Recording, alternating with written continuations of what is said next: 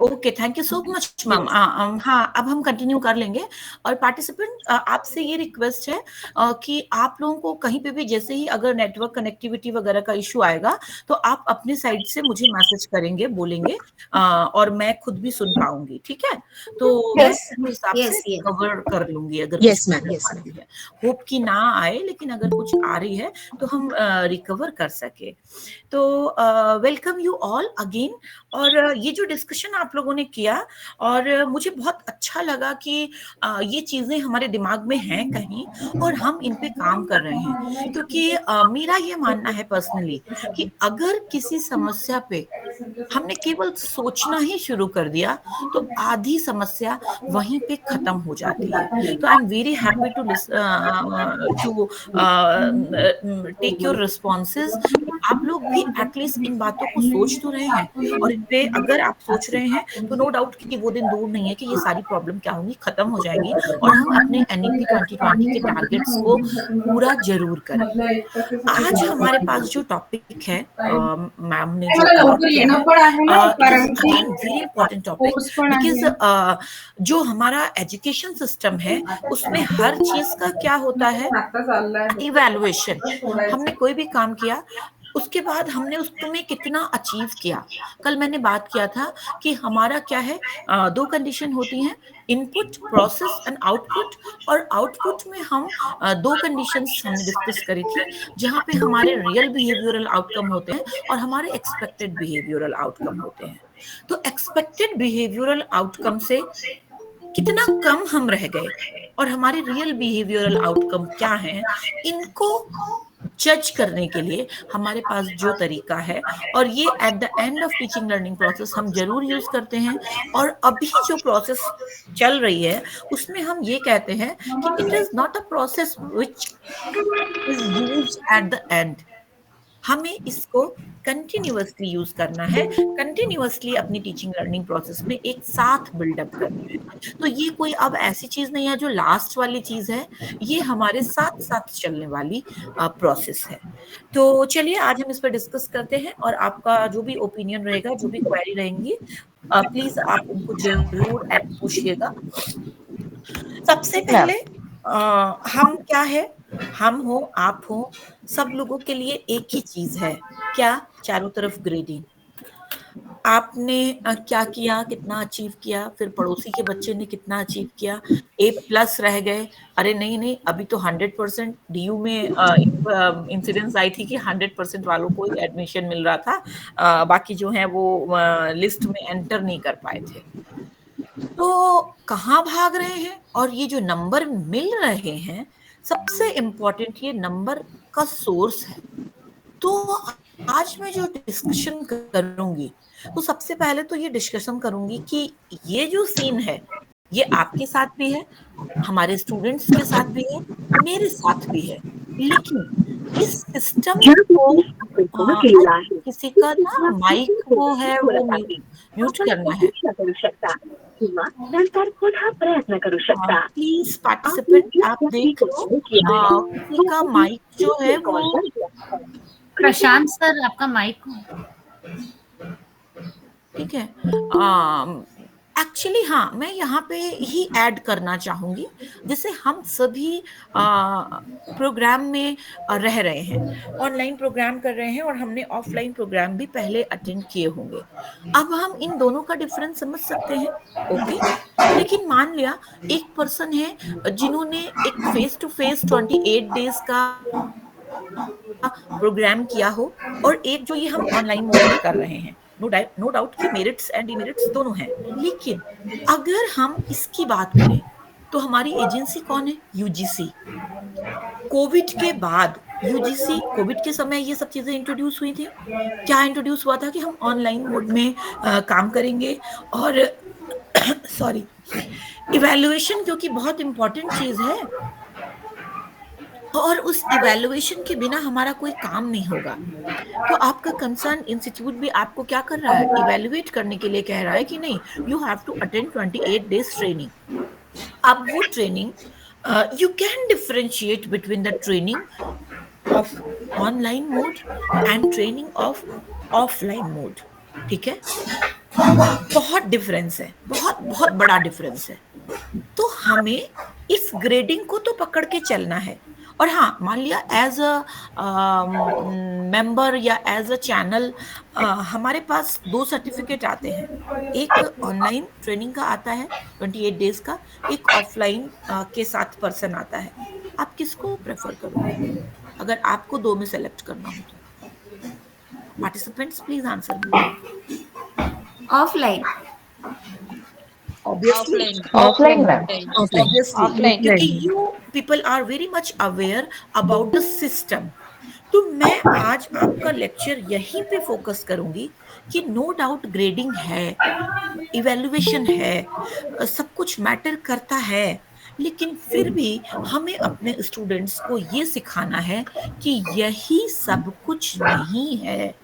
क्योंकि हमारा सिस्टम ऐसा है कि हमें वहां पे चीजों को डिस्क्रिमिनेट करने की जरूरत है। हमें अपने बच्चों को ये बताना होगा कि सचिन तेंदुलकर हो गए, एडिसन हो गए, आइंस्टीन हो गए, ये वो लोग हैं जो आपके स्कूल सिस्टम, एकेडमिक सिस्टम, इससे क्या थे, फेल हुए लोग थे। ठीक है। और इस सिस्टम को समझने के लिए हमें थोड़ा सा, जो हम अभी बहुत लकी हैं, हमारा जो पिछला साल बीता, अभी हम क्योंकि 15 दिन ही हमारे नए साल में हुए हैं, तो पिछले साल में हमें एक बहुत बड़ी चीज मिली। क्या? बहुत सारे पेपर लीक हो रहे थे, बहुत बड़ी बड़ी चर्चाएं हो रही थी। कभी महाराष्ट्र, कभी गुजरात, कभी उत्तर प्रदेश, कभी जैसे मैं बेसिकली यूपी से हूँ, तो मुझे लगता था कि नहीं, यूपी में ही ये सारे इंसिडेंट्स ज्यादा हो रहे हैं। लेकिन इतनी सारे ये चीजें सामने आने लगी, इतनी डिबेट होने लगी मीडिया में, और उसके बाद हमें ये एक एंटी पेपर लीक लॉ मिला। कब? On June 21। ये हमारा सबसे बड़ा अचीवमेंट था। गैजेट में ये हमारा रूल आ गया। कब आया? मैं आपको एक इंसिडेंट शेयर करना चाहती हूँ। मैं जब आफ्टर 12th, मैंने 12th 2000 में किया है, ठीक है, तो मैं आपको 2000 का इंसिडेंट शेयर करती हूँ। 12th के बाद ही सीबीएसई, तब पीएमटी के एग्जाम अलग अलग होते थे, ठीक है। हर एक स्टेट अपना अलग कराता था, और central board of secondary education CBSE अपना कराता था। तो जब हमने सीबीएसई का एग्जाम देने जा रहे थे, उसके पीएमटी का एंट्रेंस एग्जामिनेशन, तो तब तो फोन भी नहीं होते थे, न्यूज़पेपर के थ्रू पता चलता।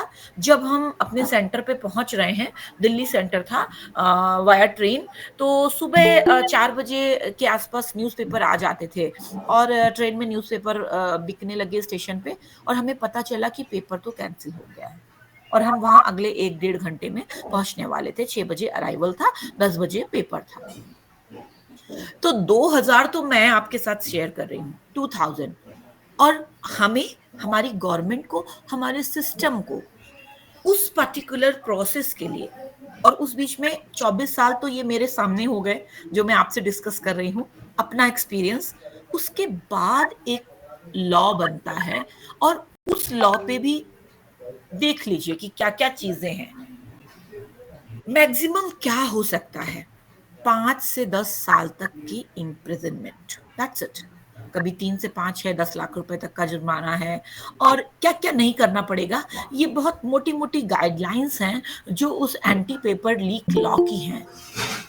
तो इसमें भी कोई ऐसे प्रोविजंस नहीं हैं जो उस स्टूडेंट की मेहनत, उसके दिन रात को एक करके पढ़ना, बहुत सारी एक्सट्रीम सर्कमस्टांसेस को बियर करते हुए पर्टिकुलर प्लेस पे पहुंचना फॉर द एग्जामिनेशन।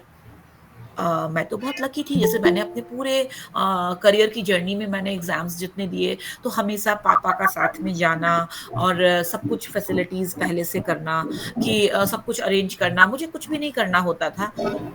लेकिन मैंने हर जगह देखा, रेलवे स्टेशन के बाहर भीड़ होती थी, बच्चे वहीं पे बाहर जमीन में बिछा करके लेटे होते थे, और कुछ भी खा लेते थे, किसी भी जगह से कुछ भी लेके खा लिया कि बस पेट भर जाए। क्या ये सारी फीलिंग्स उस स्टूडेंट की या उस ग्रुप ऑफ स्टूडेंट की, क्या यहाँ पे जस्टिफाइड हैं? ये जो पॉइंट्स दिख रहे हैं, और ये पॉइंट्स इसी के हैं, ये जो हमारा 21 जून को हमने जो ये अचीवमेंट ली है, और ये अचीवमेंट हमने तब ली है जब मैं 24 साल का, तो मैं ही एक्सपीरियंस बता रही हूँ, तो 24 साल में हम ये कर पाए हैं, हमारा सिस्टम यहाँ तक पहुंच पाया है, और वी आर वेरी लकी कि चलो 24 साल में हो गया। नहीं तो मिनिमम 24 साल, मैं अपना एग्जाम्पल रख रही हूँ, नहीं तो पता नहीं कितना टाइम और लगता। This is the system of assessment and evaluation for which we are preparing our student in our classroom. हम अपने बच्चों को हमेशा क्या सिखाते हैं क्लास में? पढ़ो, अच्छा हाँ, पहले एक कहावत थी, पढ़ोगे लिखोगे तो बनोगे नवाब, और खेलोगे कूदोगे तो बनोगे खराब। आज वो जनरेशन आ गई है जब हम ये लाइन नहीं बोल सकते किसी को। क्यों? क्योंकि खेलने कूदने से भी हम क्या कर सकते हैं, बहुत हायर लेवल ऑफ अचीवमेंट या हायर लेवल ऑफ सक्सेस को अचीव कर सकते हैं। और लोग कम से कम अवेयर हुए हैं, और उन्होंने बच्चों को वो प्लेटफॉर्म देना शुरू कर दिया है कि उससे भी वो अपना करियर बना सकते हैं। थोड़ा सा ये देख लीजिए, अभी जनवरी में, आज 16 है, ठीक है, 10th ऑफ जनवरी की ये न्यूज है, और 8th ऑफ जनवरी की इंसिडेंस है। अभी शुरुआत हो चुकी है जनवरी की। मैंने कल भी आपको बताया था, एक है national crime report bureau, NCRB. ये हर साल अपना डेटा देता है कि कहाँ कहाँ पे कितना क्राइम हुआ, कितने स्टूडेंट सुसाइड हुए। तो अभी मैं कल सर्च कर रही थी, तो एनसीआरबी की ओवरऑल रिपोर्ट तो नहीं आई है, लेकिन कुछ दूसरा फैक्टर है 2024 के लिए, वो मैं आपसे डिस्कस करूंगी। अभी लेटेस्ट देख लीजिए, मैंने कुछ रेड कलर से लिखा हुआ है। तो इसमें कहानी क्या है कि 2 सुसाइड हो चुकी हैं, ठीक है। यहीं कहाँ, राजस्थान कोटा। एक एस्पायरेंट थे अभिषेक लोढ़ा, मध्य प्रदेश से। उन्होंने वेडनेसडे को सुसाइड अटेम्प्ट किया, और क्या कहा, एक सुसाइड नोट छोड़ा, इट्स बियॉन्ड मी, सॉरी। तो हाँ, आगे का देखिए लाइन कितनी दर्द है उसमें, referencing the intense exam stress.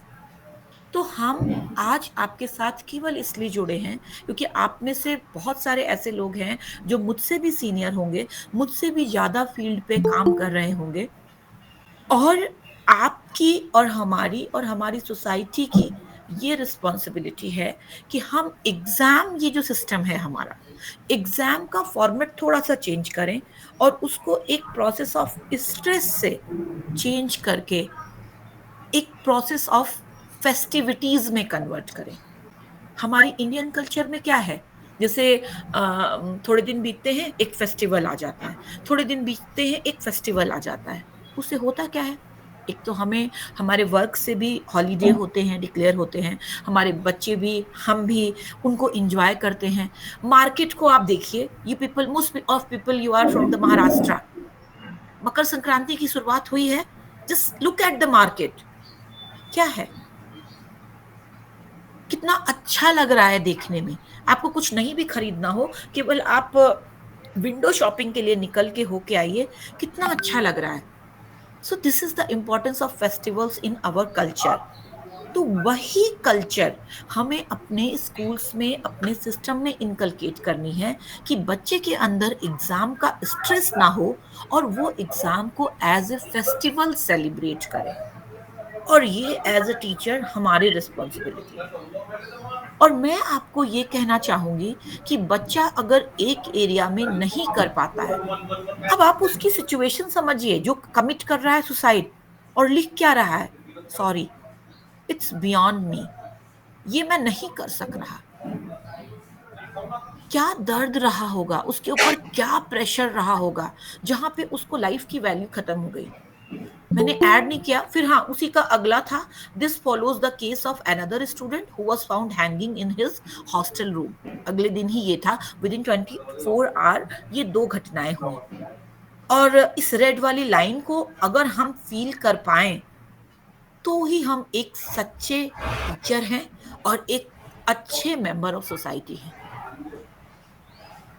अगला, एनसीआरबी ने एक डेटा दिया है, अभी अगस्त में शेयर किया है।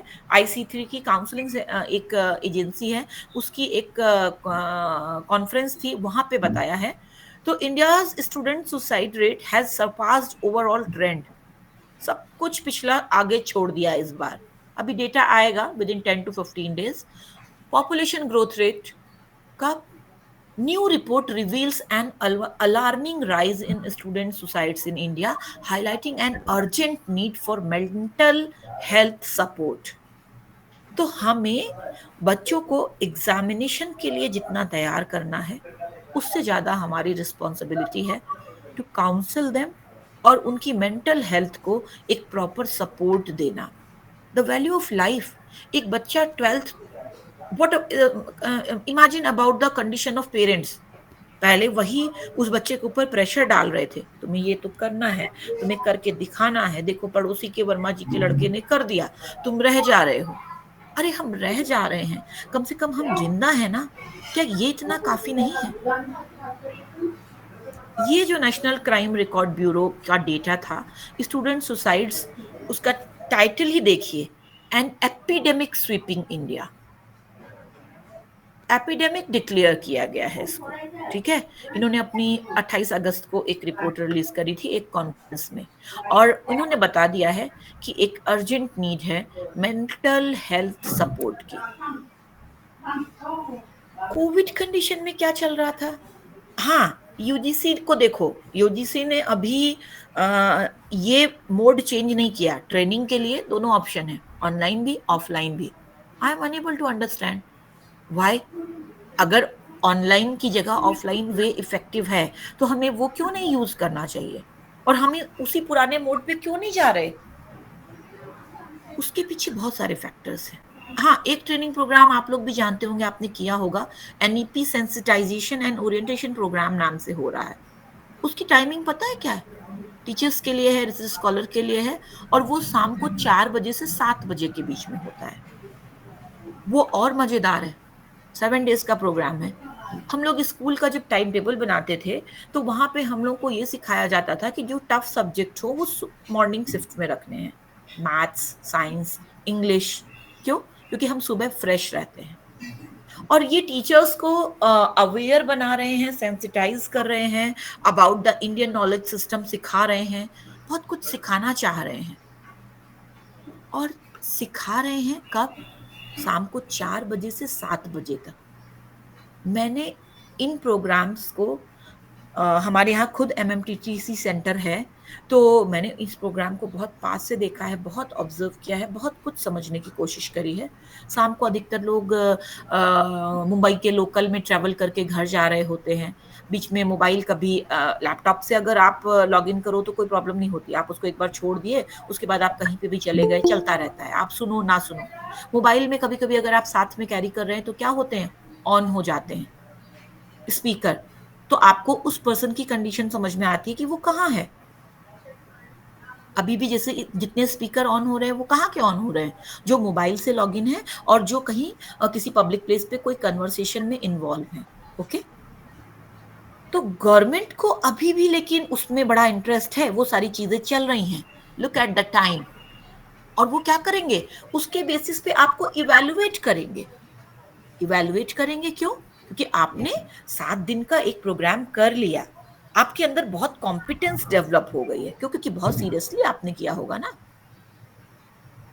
ओके, लेकिन जब कोविड कंडीशन थी तो काहे में परेशान थे कि एग्जाम जब तक पेपर पेंसिल मोड में नहीं होगा तो बच्चे को हम कैसे प्रमोट कर दे। एज अ टीचर हम जो पेपर बनाते हैं वो कितना सीरियसली बनाते हैं और कॉपी कितनी सीरियसली चेक होती हैं, भी हम आगे एक एक मुद्दे पे आएंगे।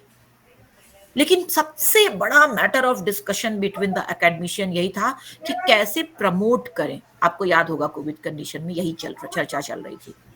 सारा का सारा डिस्ट्रस्ट किसके लिए? स्टूडेंट्स के लिए। ओपन बुक एग्जाम की बात हुई तो बोले अरे ऐसे कैसे, बच्चा चीट कर लेगा। अच्छा ठीक है, बहुत प्रॉब्लम थी। वो ऐसे सॉफ्टवेयर होने चाहिए जिसमें ये रिकॉग्नाइज हो जाए कि बच्चा क्या गर्दन तो नहीं घुमा रहा है अगर एंट्रेंस एग्जामिनेशन हो रहे। तो अब उन सॉफ्टवेयर की कंपल्सन क्यों नहीं है? मैं ये पूछना चाहती हूँ कि जैसे जो प्रोग्राम होते हैं, ट्रेनिंग प्रोग्राम होते हैं, उसमें हमें जैसे वीडियो ऑन रखने की कंपल्शन क्यों नहीं है? अगर ऐसा क्या सिस्टम हम डेवलप नहीं कर सकते? कोई भी इंसान अगर अपना वीडियो ऑन ना करे तो वो डिस्क्वालीफाई हो जाए। वो लॉगिन ही ना कर पाए, पहले वीडियो ऑन करना कंपलसरी हो, उसके बाद ऑडियो ऑन हो और उसके बाद अटेंडेंस इंश्योर हो, कर सकते हैं, लेकिन हम नहीं करेंगे क्योंकि हम टीचर हैं, हम सिस्टम हैं, हमारा डिस्ट्रस्ट केवल किसके ऊपर है, स्टूडेंट्स के ऊपर है। तो इस इवैल्यूएशन प्रैक्टिसेस को हमें सुधारना है और बच्चों को अवेयर करना है कि जब हमारा सिस्टम इस तरीके का है तो हमें बहुत ज्यादा परेशान होने की जरूरत नहीं है। मैं थोड़ा टाइम पे भी ध्यान रखती हूँ। हाँ, तो इन पूरे डिस्कशन में जो मैं आपको बताना चाह रही थी यहां से लेके यहां तक में, वो केवल इतना सा था कि आप अपने बच्चों को as a parent, as a member of society, as a teacher इतना अवेयर कर दीजिए कि जब सिस्टम हमारा ऐसा है तो हमें बहुत ज्यादा इसका प्रेशर लेने की जरूरत नहीं है, जिससे कि उनकी मेंटल हेल्थ ठीक रहे। तो आज मैं ultimate objective of educational evaluation and assessment के लिए केवल एक लाइन बोलती हूँ, वो ये है कि जब सिस्टम इतना फेल्योर्स के साथ चल रहा है तो हमें अपनी लाइफ की इंपॉर्टेंस को समझना चाहिए। आप बच्चों में वो वैल्यूज दीजिए ना कि फेल हो जाओ तो ज्यादा एंजॉय करो, पास हो गए तो एक बार भर ले मोड ऑफ सेलिब्रेशन थोड़ा कम हो, लेकिन फेल हो गए तो मोड ऑफ सेलिब्रेशन ज्यादा होना चाहिए। क्यों? एग्जाम्पल्स आगे दूंगी, अभी आगे चल रहे हैं हम लोग। आप लोगों की कोई भी क्वेरी होगी तो प्लीज पार्टिसिपेंट्स बताइएगा जरूर। आप लोगों की भी जो ग्रेडिंग है, आप लोग भी पार्टिसिपेट करोगे, आपको भी एक सर्टिफिकेट मिलेगा, वो सर्टिफिकेट आपको यूज करना है कहाँ? आपके एकेडमिक इंस्टीट्यूशन में। तो आपको क्या करना पड़ेगा? कुछ इस तरह की ग्रेडिंग होगी, ठीक है? और सभी लोग A+ ही ग्रेड अचीव करेंगे। ये मेरी बेस्ट विशेस भी हैं आप लोगों के लिए, और डेफिनेटली यू डिजर्व। एनसीआरबी का जो पिछला डेटा था, जैसे मैंने कहा कि मैं इसमें एक्टिवली पार्टिसिपेट करती हूँ दोनों रीजन से। एक तो being part of member of evaluation, and दूसरा as a member of working in the area of counseling process for the and mental health welfare। NCRB का देख लीजिए डेटा क्या था 2023 के लिए। Over 13,000 student suicide deaths in 1 year। Children under 18-year-old died by suicide। For over 2,000 students, failure in exams was the cause। देख लीजिए हम कहाँ जा रहे हैं, ठीक है? अब क्या हमने एज ए पेरेंट्स कभी अपने बच्चे के लिए ये चीज सोची है?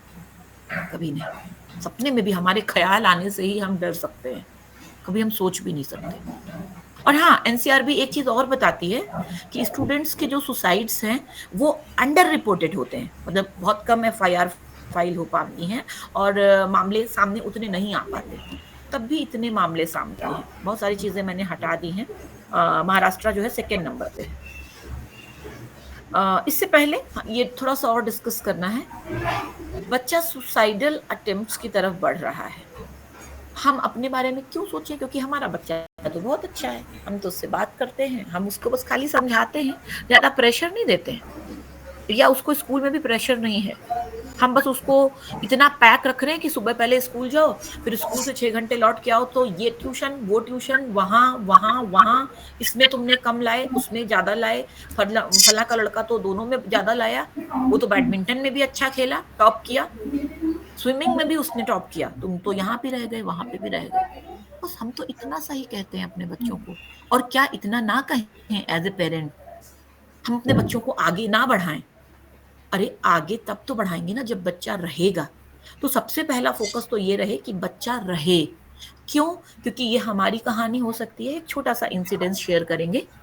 क्या एक दिन एक घर में हस्बैंड वाइफ थे, और उन्होंने एक चूहा देखा तो तुरंत एक चूहेदानी मंगाई गई। तो चूहा दौड़ते दौड़ते कबूतर, उस घर में और भी एनिमल्स थे, तो कबूतर के पास गया कि कबूतर जी देखो वो चूहेदानी लाए हैं और मुझे पकड़ लेंगे, कल से मैं आप लोगों से बिछड़ जाऊंगा। तो कबूतर हंसने वाला है, मुझे क्या पता। फिर उसके बाद क्या हुआ, दौड़ते दौड़ते मुर्गे के पास गया। मुर्गा, अरे मुर्गा भाई, वो आ गई है चूहेदानी, कल तो मुझे पकड़ लेगी हर हाल में और फेंकाएंगे और मैं नहीं रह पाऊंगा। अरे तो मैं क्या करूं उसमें, अपना देखो जाके। बकरे के पास गया दौड़ते हुए कि अरे भैया, कल से हम तो इस घर में हम लोग नहीं रह पाएंगे, हम लोग कितनी अच्छी दोस्ती थी। अब हम क्या कर सकते हैं भाई, तुम जाओ, तुम देखो, तुम्हारी प्रॉब्लम है, चूहेदानी आई तुम्हारे लिए आई, हम थोड़ी उसमें फंसने वाले हैं। बेचारा क्या हुआ, चला गया, उसकी प्रॉब्लम थी, उसको डील करनी थी। अब क्या हुआ, चूहेदानी रख दी गई और हुआ क्या, उसमें रात में एक सांप फंस गया। अब जब वाइफ ने फेंकने के लिए उसको उठाया तो सांप ने उसको डस लिया। अब उल्टी ट्रेजेडी हो गई। उनको तुरंत जैसे ही वो वैद्य वगैरह देखने आए तो उन्होंने बोला कि अभी हम पॉइजन निकाल तो रहे हैं, मेडिसिन भी दे रहे हैं, अगर कबूतर का सूप दे दिया जाए तो बड़ा इफेक्टिव रहेगा। तो कबूतर जी उबल रहे थे भगोने में, उनका सूप बन रहा था। किसी के यहाँ इतनी बड़ी इंसिडेंस हुई, क्लोज फैमिली मेंबर्स पहुंच गए, तो चिकन बन रहा था, मुर्गा कहाँ था, भगोने में। फिर वाइफ ठीक हो गई और ठीक होने के बाद ये हुआ कि एक बड़ा पार्टी कर लेते हैं, एक गेट टुगेदर कर लेते हैं। तो बकरे जी कहाँ थे, भगोने में, फॉर द सेलिब्रेशन। तो हमें दूसरे की प्रॉब्लम को अपने तरह से देखने की जरूरत है और उसके लिए कुछ काम करने की जरूरत है। हमें अपनी बारी का इंतजार करने की आवश्यकता नहीं है और ये हमारी मॉरल रिस्पॉन्सिबिलिटी भी है। अभी तक तो स्टूडेंट सुसाइड की बात कर रहे थे, क्यों, क्योंकि प्रोसेस क्या है, लेक्चर काहे पे चल रहा है, इवैल्यूएशन पे, असेसमेंट पे। एक केस था, शायद आप में कोई ऐसा है जो इसको याद कर है, ये आपके दिमाग में क्या हुआ था, रायन इंटरनेशनल। मैम ये बच्चे का शायद किडनैप हुआ था। रायन इंटरनेशनल में एक प्रद्युम्न नाम का बच्चा था, ठीक है, दिल्ली की घटना, दिल्ली की। हाँ दिल्ली, मर्डर हुआ था इस बच्चे का। हाँ, और किसने किडनैप किया हुआ था, था एंड फिर उस ऐसा कुछ हुआ था मैम। किसने किया था वह, ये देखो स्कूल के इसी के बाथरूम में क्लासमेट ने। चाकू क्यों था, अशोक जंग लगा चाकू साफ करने आया था। अशोक पता कौन है, वो ड्राइवर था एक, ठीक है। फिर सीबीआई इंक्वायरी हुई थी, फिर बाद में क्या हुआ था इसका कुछ पता है, कैसे क्या इसको किसने मारा था। और प्रद्युम्न देख रहे हो, ये 5 साल का बच्चा था। 6 वजहें जिन्होंने 11वीं के छात्र को बनाया आरोपी। एक 11वीं के छात्र ने इसका मर्डर किया था, इस बच्चे का, छोटे बच्चे का, जो वहां उसी स्कूल में पढ़ता था। और वो 6 वजहें पता है कौन है, सीबीआई इंक्वायरी से सामने आया था। नहीं, सबसे पहले सेक्सुअल हैरेसमेंट और जो ड्राइवर था उसके ऊपर ही एलिगेशंस आ रहे थे फर्स्ट इंप्रेशन में। बाद में जब इंक्वायरी हुई तो सबके होश उड़ गए, लेकिन गवर्नमेंट के अभी भी नहीं उड़े हुए हैं। क्यों, एक 11वीं के छात्र ने, जो एग्जाम्स के बाद पेरेंट टीचर मीटिंग होती है जहां पे कम्युनिकेशन ऑफ रिजल्ट होते हैं, इंटरेक्शन होता है एक दूसरे का, उसको अवॉइड करने के लिए ये मर्डर किया था कि अगर ये मर्डर हो जाएगा तो ये क्या होगा, अवॉइड हो जाएगा।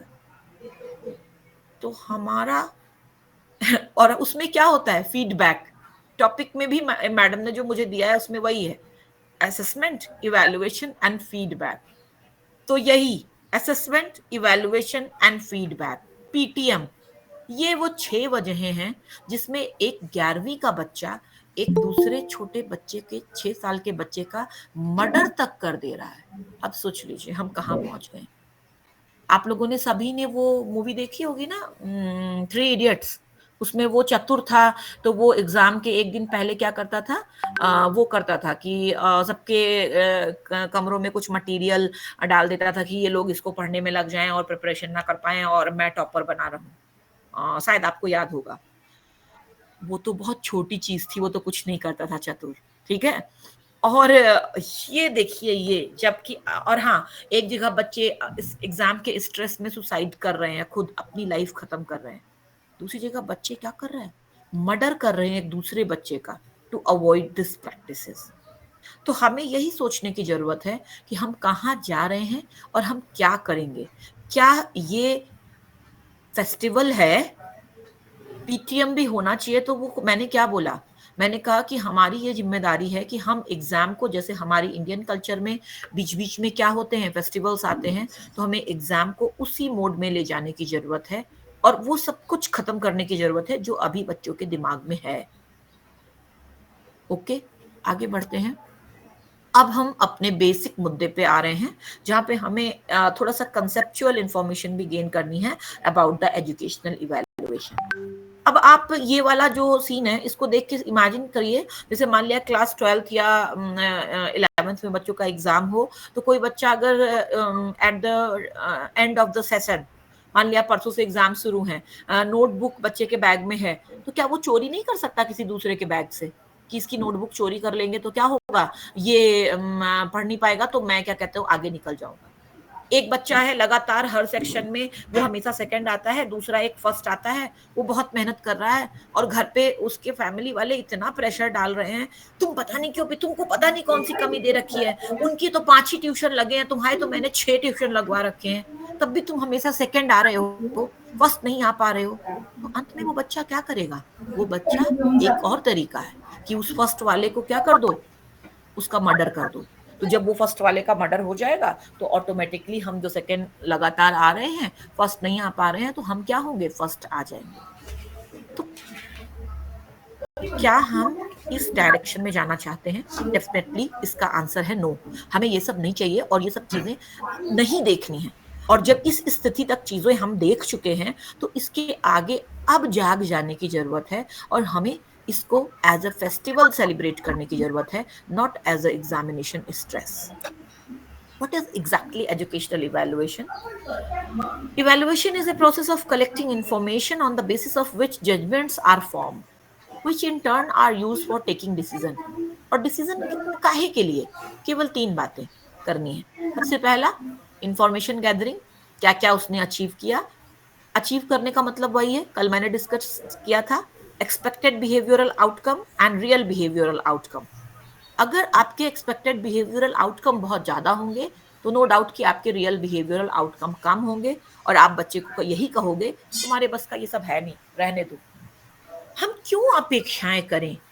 हम बच्चे को, कल हमने कंस्ट्रक्टिविज्म पे बात कर ली है, उसको खुद क्यों नहीं सीखने दे रहे? हम क्यों स्कैफोल्ड प्रोवाइड करने में लगे हैं?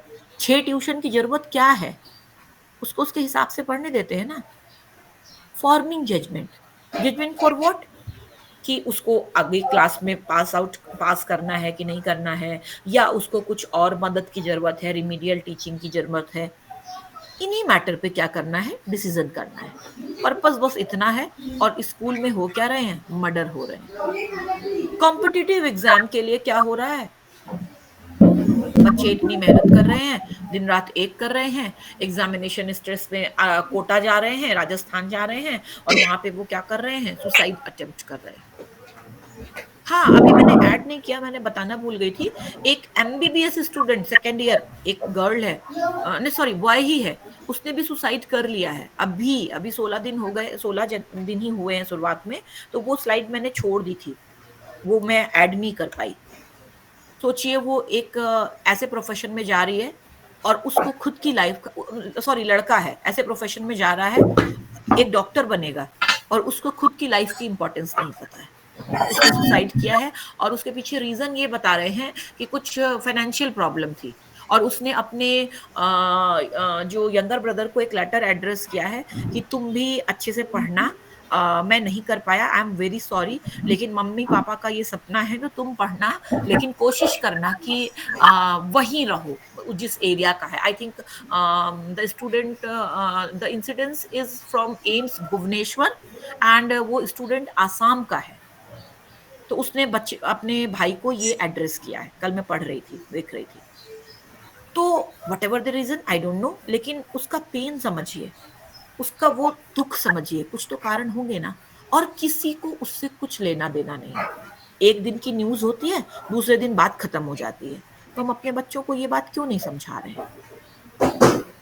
इंफॉर्मेशन गैदरिंग काहे की, अबाउट अचीवमेंट, क्या कॉम्पिटेंसीज डेवलप हुई, रियल बिहेवियरल आउटकम्स क्या हैं, और हमारे जो ऑब्जेक्टिव्स थे उनको हमने किस लेवल तक अचीव किया।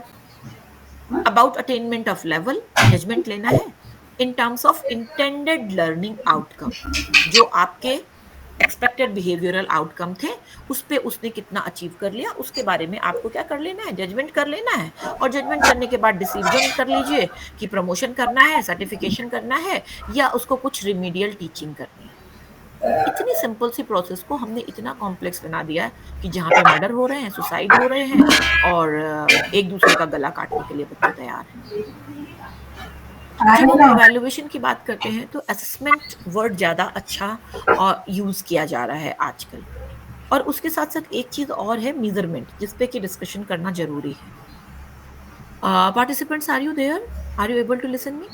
Yes, ma'am. Yes, ma'am. Yes, ma'am. Very much. Hello, madam. Yes, ma'am. Yes. Okay, thank you so much for your confirmation. Actually Yes, यहाँ madam. पे मैं कुछ पूछ नहीं रही हूँ, क्योंकि अभी जब हम थोड़े 10 स्लाइड आगे पहुंचेंगे तब आप लोगों का पार्टिसिपेशन मुझे रिक्वायर्ड होगा। इसीलिए मैं कंटिन्यू करके टाइम को बचा रही हूँ। और अगर आपको कहीं पे भी कोई क्वेरी हो तो आप पूछ जरूर लीजिएगा। मेजरमेंट क्या है? Measurement is the process of assigning numeral to objects or an attribute according to certain rule. और ये जो हम नंबर देते हैं अपने क्लासरूम में बच्चों को, कि मान लिया क्लासरूम में 50 बच्चे हैं, तो तुम फर्स्ट आए, तुम सेकंड, तुम third, fourth, fifth, it is basically based on measurement. हम कुछ नहीं कर रहे हैं, हम असेसमेंट पे ध्यान भी नहीं दे रहे हैं। असेसमेंट क्या है? Assessment is the process of estimating the status of people's development in different aspect of learning. अब आप देखिए, कल हमने लर्निंग के बारे में बहुत कुछ पढ़ा। लर्निंग के डिफरेंट एस्पेक्ट्स हैं। आप क्या लर्निंग के 3 डोमेन जो मैंने बताया था, केवल कॉग्निटिव डोमेन को जज कर रहे हैं? तो आप क्या कर रहे हैं? नो डाउट मेजरमेंट ही कर रहे हैं। आपने अफेक्टिव डोमेन और साइकोमोटर डोमेन पे ध्यान ही नहीं दिया। क्यों? क्योंकि आपके सिस्टम में ही साइकोमोटर डोमेन को नेग्लेक्ट किया जा रहा है। केवल किस पे फोकस है? रोट मेमोरी पे।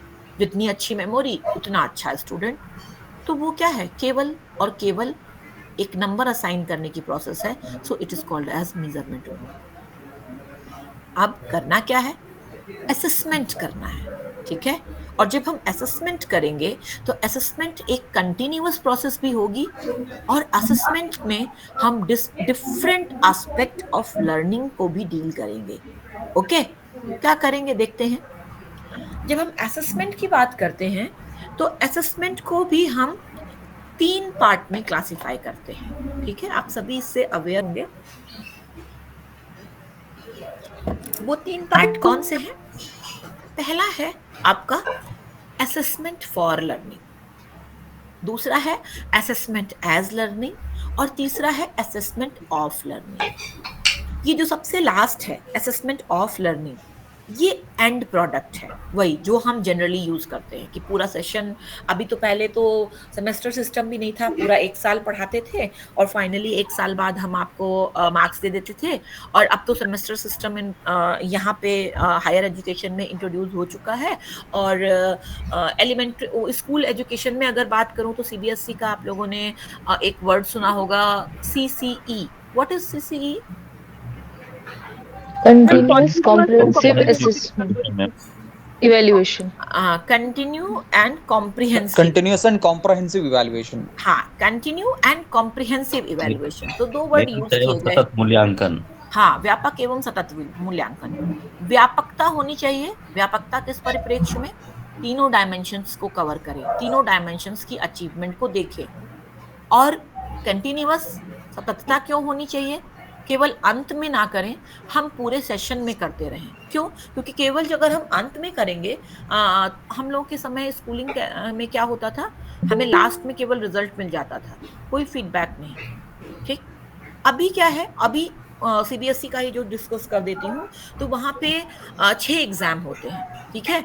2 समेटिव एग्जाम होते हैं, SA1 और SA2, और 4 फॉर्मेटिव एग्जाम होते हैं, FA1, FA2, FA3 and FA4। सबसे पहले जो हमारा एग्जाम होगा वो होगा FA1, फॉर्मेटिव असेसमेंट 1। फिर उसके बाद उसकी कॉपी चेक होगी, रिजल्ट कम्युनिकेट किया जाएगा। टीचर्स जो होंगे वो क्या करेंगे, स्टूडेंट्स को फीडबैक देंगे कि these are your area of achievement, और यहाँ पे आपको इम्प्रूवमेंट करने की जरूरत है। और उस इम्प्रूवमेंट के लिए भी वो कुछ तरीके करेंगे जिससे कि बच्चा इम्प्रूव कर पाए। फिर बच्चा वो सब चीजें इनकॉर्पोरेट करेगा। फिर उसके बाद हाँ, एज अ टीचर हमें भी फीडबैक मिलेगा कि FA1 के बाद कि शायद हमारी पढ़ाने में भी कहीं कहीं कुछ गलतियां रह गई हैं, तो उनको भी मुझे सुधारने की जरूरत है, हमें भी थोड़ा सा चेंज कर लेना चाहिए बच्चों के अकॉर्डिंग। क्योंकि अगर मेजर स्टूडेंट्स कोई चीज गलत कर रहे हैं तो इसका मतलब आपके साइड से प्रॉब्लम हुई है, ठीक, तो आपको भी फीडबैक मिल जाएगा।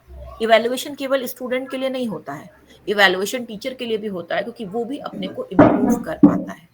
तो फॉर्मेटिव असेसमेंट 1 हुआ, हमने सारे कुछ फीडबैक दिए, सारे मेजर्स किए, फिर उसके बाद टीचिंग चली, फिर उसके बाद थोड़े समय बाद FA2 आएगा, FA2 हुआ। FA1 should be like the festival of assessment 1, formative की जगह I would like to replace it with the festival, ठीक है। फिर उसके बाद FA2 होगा, FA2 में FA1 वाले सारे सजेशन बच्चों के दिमाग में हैं, उन्होंने इंप्रूव किया, उस हिसाब से FA2 हुआ। फिर उसके बाद उसका रिजल्ट कम्युनिकेट किया गया, बच्चों को फीडबैक मिला, टीचर को फीडबैक मिला। फिर जो हमारा एक हाफ ईयरली एग्जाम होता था उसकी बारी आई, क्या, SA1 समेटिव असेसमेंट 1 हो गया, हाफ ईयरली एग्जाम। फिर उसके बाद उसका फीडबैक मिल गया, हमें केवल हाफ ईयरली देने को मिलता था और हाफ ईयरली के बाद सीधे एनुअल। तो हाफ ईयरली से पता चलता था कि एनुअल में किस किस चीज पे मेहनत ज्यादा करनी है, कहाँ कहाँ पे कम नंबर रह गए हैं और किसको इम्प्रूव करने की जरूरत है। ओके, अब फिर बारी आई किसकी, FA3, SA1 का भी रिजल्ट कम्युनिकेट कर दिया गया, फिर से टीचिंग लर्निंग प्रोसेस हुई। फिर उसके बाद FA3, फिर उसके बाद FA4 और at the end annual examination जिनको हम बोलते थे वो क्या, SA2 समेटिव असेसमेंट 2। तो ये जो एक बार का एग्जाम था या 2 बार का एग्जाम था, उसको हमने 6 पार्ट में स्प्लिट कर दिया। 6 पार्ट में स्प्लिट करने से हमने बच्चे को कंटिन्यूअस दिया फीडबैक और हमने भी लिया। और जब हम 6 बार कोई चीज कर रहे हैं तो हमारे पास अलग अलग डायमेंशन भी कवर करने की अपॉर्चुनिटी है। क्यों? क्योंकि हमने कहा, पहले कहा जाता था एक्स्ट्रा करिकुलर एक्टिविटीज, अब कोई भी एक्स्ट्रा करिकुलर एक्टिविटीज नहीं रह गई, को करिकुलर एक्टिविटीज जैसे नाम नहीं रह गए हैं। अभी आप लोग करिकुलम वगैरह पे लेक्चर पढ़ोगे, अब एक ही वर्ड है, करिकुलम। करिकुलम क्या है? Every experience the person is gaining inside the boundary of that very institution is called as curriculum। चाहे वो क्लास में आप कुछ पढ़ा रहे हो, लैब में ले जाके कुछ पढ़ा रहे हो, आप अपने कंटेंट से रिलेटेड फील्ड विजिट करा रहे हो, कोई प्रोजेक्ट वर्क बच्चे को दे रहे हो, सब कुछ जो भी कुछ बच्चा उस इंस्टीट्यूशनल बाउंड्री के अंदर करता है वो सब का सब क्या है, करिकुलम। कुछ भी को करिकुलर एक्स्ट्रा करिकुलर नहीं बचा है। इसीलिए क्यों? क्योंकि जब हम ये को curricular extra curricular word use करते थे तो इनको हम असेसमेंट में यूज नहीं करते थे। मान लिया एक बच्चा मैथमेटिक्स में नहीं अच्छा है लेकिन वो आपके स्पोर्ट्स में चैंपियन है, या डांस एंड ड्रामा में वो बहुत अच्छा परफॉर्म करता है, नेशनल लेवल पे आपके स्कूल्स को बहुत मेडल मिल चुके हैं, बहुत अवार्ड्स मिल चुके हैं, या आपके इंस्टीट्यूशन को बहुत मेडल या अवार्ड मिल चुके हैं, वो स्टेट लेवल पे या नेशनल लेवल पे खेलता है, तो उसको भी तो उसका वेटेज उसके रिपोर्ट कार्ड पे होना चाहिए ना। तो this is the concept of CCE, और वो उसके रिपोर्ट कार्ड पे होने लगा। पहले केवल एक चीज थी, NCC इससे रिलेटेड, तो NCC में B सर्टिफिकेट C सर्टिफिकेट है तो कुछ वेटेज होता था, तो लोग उसकी तरफ अट्रैक्ट करते थे।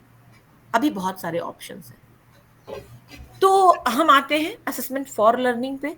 असेसमेंट फॉर लर्निंग का मतलब ये है कि हमें जब लर्निंग शुरू करनी है, कल आप लोगों ने सुना होगा मैंने कहा था कि मैम मुझे पार्टिसिपेंट्स के बारे में बता दीजिए। मुझे ये तो पता ही है कि सभी असिस्टेंट प्रोफेसर हैं और 4 साल पूरे नहीं हुए हैं अभी, क्योंकि 4 साल से पहले ही ओरिएंटेशन प्रोग्राम करना होता है। अभी हम इसको FIP फैकल्टी इंडक्शन प्रोग्राम बोलते हैं। तो आप कर रहे हैं, आपका नॉलेज लेवल हमें पता है। हमें आपको आपके कंटेंट के बारे में नहीं पढ़ाना है, हमें यहाँ पे ये नहीं बताना है कि ताजमहल आगरा में है, लाल किला दिल्ली में है, ये सब सिखाना नहीं है। हमें कुछ ऐसे डिस्कशन करने हैं जो कहीं ना कहीं आपके अंदर थॉट प्रोवोकिंग प्रोसेस स्टार्ट करें, आप सोचने पे मजबूर हो कि हाँ कुछ तो किया जा सकता है। अगर हमने इतना भी कर लिया, समस्या के बारे में थोड़ा सा सोच भी लिया, तो समस्या क्या होगी, सॉल्व हो जाएगी। तो असेसमेंट फॉर लर्निंग वही है कि सबसे पहले हमें ये जान लेना कि स्टूडेंट्स की नॉलेज क्या है, उनकी अंडरस्टैंडिंग क्या है और उनकी स्किल क्या है, और हमें कैसे पढ़ाना है, हमें कहाँ से शुरू करना है। मैंने कल बताया था प्रीवियस नॉलेज लेवल होता है और आपका न्यू नॉलेज लेवल होता है, जहां से आपको बिल्डअप करना है। दोनों गैप को आप जितना मिनिमाइज कर देंगे, दोनों लाइन जब ओवरलैपिंग होंगी तो आपकी टीचिंग लर्निंग उतनी ही इफेक्टिव होगी। तो आपको ये असेसमेंट फॉर लर्निंग यूज करना है to check the previous knowledge of student, और जो प्रीवियस नॉलेज उन स्टूडेंट्स का है आपको वहीं से स्टार्ट कर देना है, उसी जगह से, कोई भी गैप ना रहे between the previous knowledge level and new knowledge level. So this is the process of assessment for learning. Assessment as learning. और हाँ, कल मैंने कंस्ट्रक्टिविस्ट अप्रोच में सबसे पहले बात किया था जब 5E में, तो 5E में पहला क्या था? इंगेजमेंट। इंगेजमेंट में भी हम यही कर सकते हैं, बच्चे को इंगेज कर रहे हैं। क्या कर सकते हैं? कुछ क्वेश्चनिंग भी कर सकते हैं। हम अपने लेसन प्लान में सिखाते हैं, because we are in the teacher training department, B.Ed, M.Ed, M.Phil, PhD. B.Ed M.Ed integrated program is also there. ITEP integrated 4-year program is also in our department. तो हम बच्चे को engage भी कर रहे होते हैं by the process of assessment for learning. Okay, I think it is now clear. Assessment as learning. हमने कोई कंटेंट पढ़ाना शुरू किया और उस कंटेंट को पढ़ाते हुए बीच बीच में अपनी प्रोग्रेस को मॉनिटर करने के लिए और बच्चों की प्रोग्रेस मॉनिटर करने के लिए। पता है यहाँ पे सबसे ज्यादा जरूरत क्या है? As a evaluator, as a teacher, हमें बहुत सुधार की जरूरत है। बच्चों पे तो हम बहुत डिस्ट्रस्ट दिखाते हैं और हम कितने ट्रस्ट से काम करते हैं। I am very sorry to say the thing that जब क्वेश्चन पेपर बनाने के लिए आता है तो हम कितने जल्दी से बना के देते हैं कि डेडलाइन आ जाती है, अच्छा 4 दिन बचा है, अच्छा ठीक है फटाफट जल्दी से बना दिया। अभी मैं आगे आपको डिस्कस करूंगी कि क्वेश्चन पेपर डे 1 से ही बनना शुरू हो जाता है। जब आप पढ़ाने पे जितना ध्यान देते हो उतना ही आप क्वेश्चन पेपर बनाने पे भी ध्यान दो, और उससे भी ज्यादा ध्यान आपको देने की जरूरत है कहाँ? इवैल्यूएशन में। जब आप आंसर शीट चेक करो तो वहां पे आप और भी ध्यान दो, इसलिए क्योंकि उससे किसी के भविष्य का निर्माण हो रहा होता है। और अगर आप वहां लापरवाही कर रहे हैं तो एक कंसेप्ट है ना, पाप और पुण्य का। महाकुंभ चल रहा है, ठीक है? महाकुंभ एक तरह का पाप वो भी है एज अ टीचर, अगर हम किसी की आंसर शीट को सीरियसली नहीं चेक कर रहे हैं और हम क्या कर रहे हैं, उसके साथ इनजस्टिस कर रहे हैं। होता क्या, मैं आपको डिस्कस करती हूँ। हमारे यहाँ डिस्टेंस एजुकेशन भी है सेंटर, उसमें भी B.Ed चलता है। वहाँ पे बहुत सारे सेंटर से कॉपियाँ आती हैं और वो हम लोगों को इवैल्यूएट करने के लिए दी जाती हैं। और नो डाउट की कॉपी जो इवैल्यूएशन होता है, आप सभी जानते हो कि उसके लिए क्या होते हैं, पैसे मिलते हैं, पेमेंट मिलता है। एक दिन में आपकी लिमिट होती है कि आप इतनी कॉपी चेक कर ले, उतने कर ले, वो कर ले। मैं कभी भी इस समय डिस्टेंस की कॉपी नहीं चेक करती हूँ। वो बंडल लेके आते हैं ऑर्डर के साथ और बोलते हैं मैडम इतने दिन में कर दीजिएगा, इतने में। मैं कहती हूँ सुनो, इसको उठाओ और ले जाओ, और उसके मैं सेक्शन में लिख देती हूँ कि I am refusing to accept the assignment due to my personal concerns. और जो लोग जिनका टारगेट है, अगर एक कॉपी का कितना मिल रहा है, मान लो 20 रुपए है, हमें 20 रुपए अभी नहीं, अभी 50 रुपए से कम कहीं नहीं मिल रहा है, ठीक है? 50 रुपए, और हमने एक दिन में 100 कॉपी चेक करी तो मल्टीप्लाई इट, 50, 100, 5,000, तो वो 5,000 रुपए बन रहे हैं। तो उसकी वजह से लोग होड़ लगा के कॉपी चेक करते हैं, ठीक है? क्यों? क्योंकि उनके जो कॉपी चेक करने का तरीका है वो भी मैं आपको बता देती हूँ। वो ये होता है कि वो एवरेज मार्किंग करते हैं, ना बहुत कम देंगे ना बहुत ज्यादा देंगे, एवरेज की तरफ रहेंगे जिससे कि कोई प्रॉब्लम अराइज ना हो। एवरेज मार्किंग करते हुए फटाफट फटाफट फटाफट कॉपी चेक कर देते हैं। तो जो बच्चा बिलो एवरेज था, कल मैंने आपको एक NPC दिखाया था कि 70% लोग एवरेज होते हैं, तो 70% केसेस में तो प्रॉब्लम आएगी ही नहीं। प्रॉब्लम कहाँ आएगी? जो बिलो एवरेज है वो तो और खुश हो जाएगा कि उसको तो 50% मिलने वाले थे, लेकिन उसको तो कितने मिल गए? 65%। खुश हो गया वो भी। तो 70 प्लस 10 एंड प्लस 6 तो 70, 80, 86% तो वैसे ही प्रॉब्लम होनी ही नहीं है। प्रॉब्लम किसके साथ हो गई? वो जो 16% है जो अबव एवरेज है, दे आर क्रिएटिव इंडिविजुअल। उनके आंसर आपको पढ़ने चाहिए थे। हो सकता था कुछ अच्छा लिखा होता, हो सकता है आपको वो मजबूर कर देता आंसर कि आप उसको अबव 70 या अबव 80 या अबव 85% मार्क्स भी दे सकते हैं as a teacher, because you have a power. हम यहीं पे फेल हो जाते हैं। तो हमें यही करना है कि हम अगर इवैल्यूएशन कर रहे हैं तो इवैल्यूएशन को हमें बहुत सीरियसली लेना है, क्योंकि हाँ, एज अ टीचर हमारे लिए ये प्रोसेस वही है, पुण्य और पाप वाले कंसेप्ट से अगर हम जोड़ लें तो। लेकिन हम कितना जोड़ पाते हैं वो तो हम खुद भी जानते हैं और खुद भी हम समझते हैं। और असेसमेंट एज लर्निंग एक प्रोसेस है जो हम जब पढ़ा रहे होंगे तो कंटिन्यूअसली कर रहे होंगे। साथ ही साथ हम क्या करेंगे कि अपना असेसमेंट भी करेंगे, सेल्फ असेसमेंट, टीचर को भी फीडबैक मिलेगा, अपनी लर्निंग, स्टूडेंट भी अपनी लर्निंग पे रिफ्लेक्ट कर सकते हैं, अपनी अंडरस्टैंडिंग को क्या कर सकते हैं, देख सकते हैं, कहाँ पे इम्प्रूवमेंट की जरूरत है वो कर सकते हैं। Okay, so this is assessment as learning. Last one is assessment of learning. Assessment of learning is very important because आपको इससे ही चेक करना है क्या रियल बिहेवियरल आउटकम और एक्सपेक्टेड बिहेवियरल आउटकम का difference. It helps teacher to use evidence of student learning to assess student achievement against learning goal and standards। मैं ये नहीं कह रही कि एग्जाम खत्म हो जाना चाहिए, एग्जाम में कोई रिजल्ट नहीं होना चाहिए। एक और आया था ना सिस्टम कि अभी हम मार्क्स नहीं देंगे, ग्रेड देंगे, लेकिन ग्रेड में भी तो मार्क्स का डिस्क्रिमिनेशन होता है। हमारी यूनिवर्सिटी में ग्रेड सिस्टम ही है, लेकिन फिर भी हम जान जाते हैं कि कितने % मार्क्स हैं। क्यों? क्योंकि उसी मार्कशीट के पीछे ही तो लिखा रहता है कि इसका मतलब क्या है कन्वर्ट करके। ओके, तो ये होना भी चाहिए, इसको खत्म करने की जरूरत नहीं है, लेकिन इसका तरीका सुधारने की जरूरत है। अभी हम आगे चलेंगे, 2 तरह के टेस्ट हैं और वहां बताएंगे कि कौन सा टेस्ट हम यूज कर सकते हैं as a better major.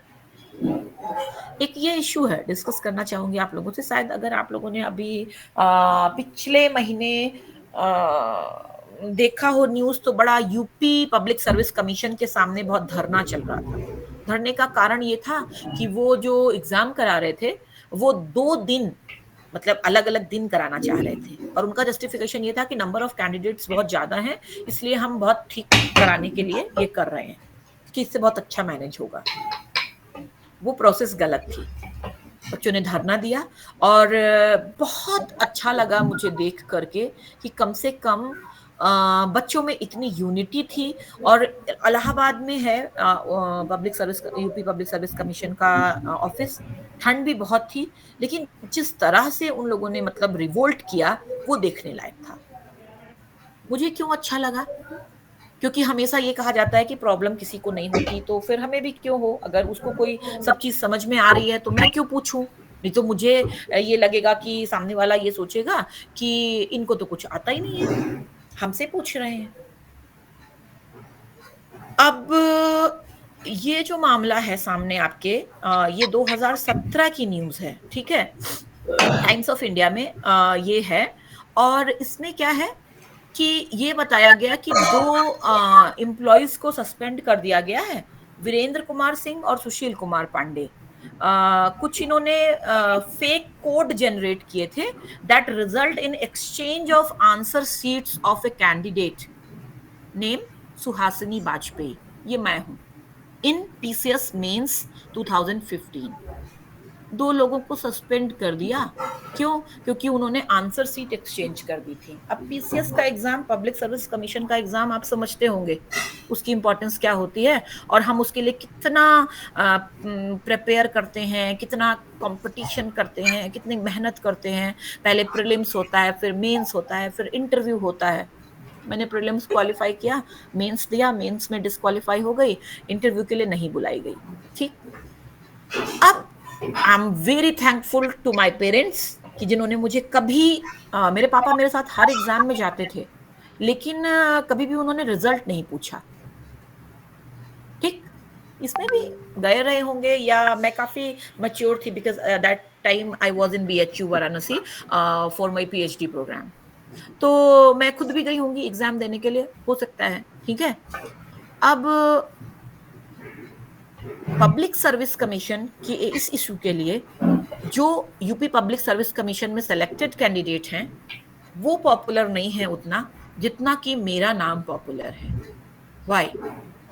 Because मैं जब फ्री हो गई इन 2016 after submission of my thesis, मैं यहाँ जॉब में थी 2015 से। उसके बाद मैंने क्या किया, मैंने अपनी थीसिस सबमिट करी 2016 में समर वेकेशन में जाके। एक प्रोसेस होती है कि आप अपनी कॉपी देख सकते हैं। मुझे अपने मार्क्स पे यकीन नहीं हो रहा था, क्या था आगे चल के दिखाते हैं। काफी कम नंबर मिले और इंटरव्यू के लिए क्वालिफाई नहीं कर सकी। तो एक तो ये था कि मैं ये सोच लेती कि मेरे अंदर एबिलिटी नहीं होगी, लेकिन हमारे अंदर वो कॉन्फिडेंस होना चाहिए कि जरा देखें तो कि क्या है। तो मैंने आरटीआई किया, तो उन्होंने एक डेट पे बुलाया, तो उस डेट को पहुंच गई। तो एक्चुअली होता क्या है कि जिस पेपर के लिए हम मांगते हैं, दो पेपर ऑप्शनल होते हैं, एक लैंग्वेज होती है और एक होता है आपका जनरल अवेयरनेस का पेपर। तो टोटल 8 पेपर होते हैं और वो 8 की 8 कॉपी आपके सामने रख दी जाती है। अब मैं तो जैसे ही मैंने बंडल देखा, मेरे लिए फर्स्ट टाइम था, मैंने उस बंडल में देखा कि मुझे 47 मार्क्स मिले हैं आउट ऑफ 200। और उसी के सेकंड पेपर में या उसके पहले भी जब जब मैंने दिए हैं, तो दूसरे जो पेपर हैं, किसी में 170, किसी में 160, किसी में 140, और इसी के दूसरे पेपर में कितना था, कुछ 128। और ये जो सेकंड पेपर था, इसमें फर्स्ट पेपर थ्योरेटिकल होता था और सेकंड पेपर एप्लीकेशन बेस्ड होता था। तो हमेशा से मेरा एक्सपीरियंस रहा था कि मुझे इसमें और ज्यादा नंबर मिलते थे। तो मुझे पता क्या लग रहा था, क्योंकि मैं रिसर्च कर रही थी, रिसर्च में हम लोग बड़े बड़े डेटा एक्सेल सीट पे टाइप करते हैं। तो मान लिया आप 10 टाइप करो और एक जीरो और दब जाए, तो वो क्या हो जाएगा, 100 हो जाएगा कि नहीं हो जाएगा। तो मुझे क्या लग रहा था कि ये 147 है, वो गलती से 47 लिख गया है। तो इसलिए मैं वहां गई देखने के लिए। मैं यहाँ जॉब में थी उस समय, मुझे था कि थोड़ा सा देख लेती हूँ मामला क्या है। तो 47 को मैं 147 समझ रही थी कि out of 200 it should be 147, शायद कहीं टाइपिंग एरर रही होगी। मेरे बंडल में जब मेरे सामने कॉपी आई, तो मैंने सबसे पहले उसी को उठाया और मैं उस कॉपी को देख के मेरे होश उड़ गए एक बार के लिए। मुझे यकीन नहीं हो रहा था, मुझे लगा कि ये इतनी गंदी कॉपी, मतलब वो कॉपी ही मेरी नहीं थी और उसमें इतना गंदा लिखा था कि 47 क्या, मैं तो चेक करूं तो उसमें मैं 30 मार्क्स भी ना दे पाती। पता नहीं किस एग्जामिनर ने, नो डाउट ही और she was the liberal examiner, उसने 47 दे दिए थे। अब हुआ क्या, पूरा तहलका मच गया, क्या कि कॉपी ही इनकी नहीं है। अब फिर ये हो गया कि ठीक है, अब सारे पूरा पैनल मिला बैठा, क्या करें। तो दोबारा बोले कि आपकी कॉपी ढूंढ रहे हैं, फिर दोबारा कॉपी ढूंढी गई, फिर क्या किया गया, मतलब सारे प्रोसेस। तो उसमें इन्होंने 88 कर दिए 47 की बजाय, बोले ये दोबारा आपकी ये कॉपी आपकी मिल गई। अच्छा, उसमें 88 में दिखाया, मुझे अगेन वो 88 पे भी भरोसा नहीं था, लेकिन इनके 47 से 88 करते ही मैं मेंस के लिए क्वालिफाई हो गई। मेंस के लिए मैं 2-3 नंबर से अटकी थी, केवल 88 भी हो गए तो भी मैं क्या हो गई, मेंस के लिए क्वालिफाई हो गई। अब उन्होंने मेरा को चुपचाप इंटरव्यू के लिए बुला दिया और इंटरव्यू कराने के बाद इंटरव्यू में कम मार्क्स देके फेल कर दिया। ठीक है, क्यों, मैं फेल हो गई, मैं बहुत खुश। उसके बाद मैंने मैटर को सरफेस किया।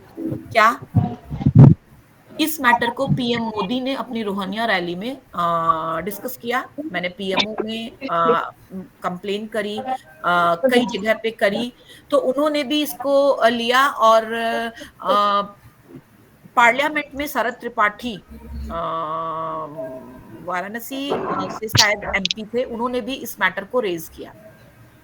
गवर्नमेंट क्योंकि यूपी में समाजवादी पार्टी की थी और बीजेपी की गवर्नमेंट का आने का इलेक्शन, प्लीज किसी का सविता मॅडम माईक चालू. लिहू घेतली.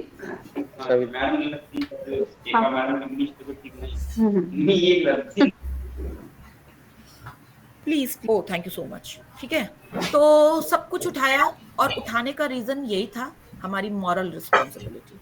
हमें वो जॉब नहीं करनी थी, लेकिन हमें इतनी बड़ी संस्था जिसके लिए हर एक बच्चे के मन में एक बड़ा सा सपना होता है, उस संस्था की हकीकत को के सामने लाना था, इसलिए इतनी मेहनत करी गई। सीबीआई इंक्वायरी हुई, सीबीआई ने 29 केसेस रजिस्टर करे, ये पूरा मैटर गूगल पे है, यू कैन एक्सप्लोर। उसके बाद 29 केसेस रजिस्टर करे, उसमें सेकंड केस मेरा ही है। अभी लेटेस्ट में क्या हुआ, 2022 में फिर से वही हुआ। क्या हुआ, पीसीएस जे जुडिशरी का मेंस में बदली थी 50 कॉपियां। क्या हुई?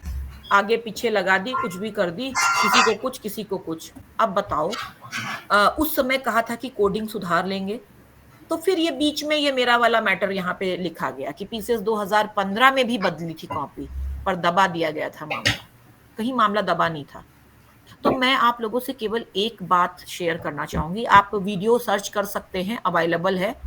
पीएम मोदी ने, राष्ट्र के प्रधानमंत्री ने जिस मुद्दे का संज्ञान लिया, और उन्होंने लिया था 2017 में, ये सब कांड 2017 में हो रहा था। 2017 से 2022 5 साल हो चुके। दूसरी बार भी बीजेपी की गवर्नमेंट ही बनी यूपी में, अभी भी बीजेपी की गवर्नमेंट ही है। जिस मुद्दे को पार्लियामेंट में रेज किया गया, जिस मुद्दे को प्राइम मिनिस्टर ने इंडिविजुअली डील किया, उस पे अगर वही चीजें फिर से रिपीट हो रही हैं, तो क्या पीसीएस जे मेंस या पीसीएस इंटरव्यू को किसी बच्चे पे प्रेशर देना जरूरी है? As a parent, as a member of society, हम क्वालिफाई नहीं कर पाए तो हमें और ज्यादा खुशी है ना आज कि कम से कम हम फेमस तो हैं।